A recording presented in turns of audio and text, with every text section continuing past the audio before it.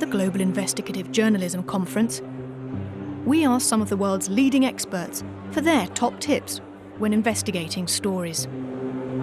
Effective fact-checking and, if circumstances allow, talking to the subject of the investigation as soon as possible are key lessons. Hi, I'm Nils Hanson, the editor-in-chief for Mission Investigate, a weekly Swedish TV program which sometimes make impact abroad, and last year we won 6 international awards. For us at Mission Investigate, bulletproofing the story is a question of survival. And we have survived for almost 17 years now, thanks to our system for pre-publication quality control. And I would like to talk about that. First of all, how to treat the bad guy. I think it's important to be as open as you can. In the judicial system, the suspects should be given access to all evidence. At least in general, I should be given access to all evidence, just to be able to prepare the case in court. And I think you should apply this to investigative journalists too. You should inform the criticized part, the person who is the subject of your investigation. You should not only inform this person about the allegations, but also, as much as possible, inform about the evidence you intend to publish, and also inform about your script as much as possible. And the response you get will be crucial when it comes to the fact-checking process. Of course, we cannot be as open like this all the time. Sometimes we have to be secretive, especially when you're dealing with dangerous people.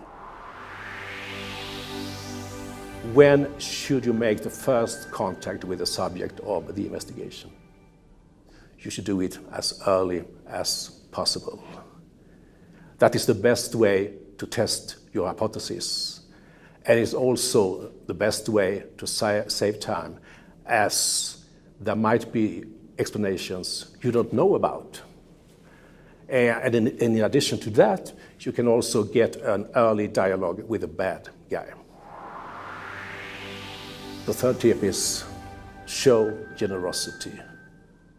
Give the criticized person several opportunities to answer to the allegations, even if he or she initially says no. And if there are any relevant mitigating circumstances, you should highlight them.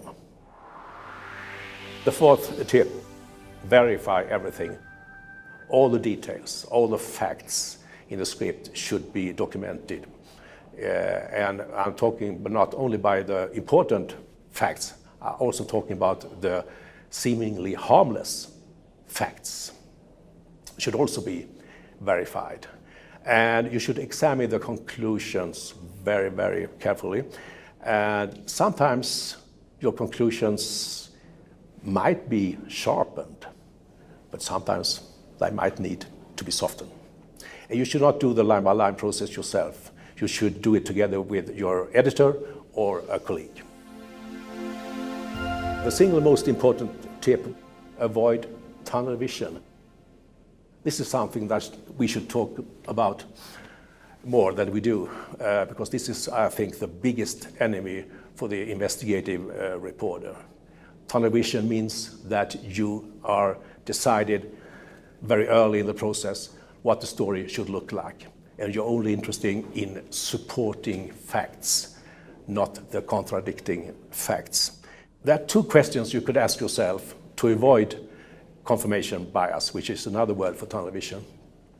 And the first question is, would the public be disappointed if they knew what you had left out?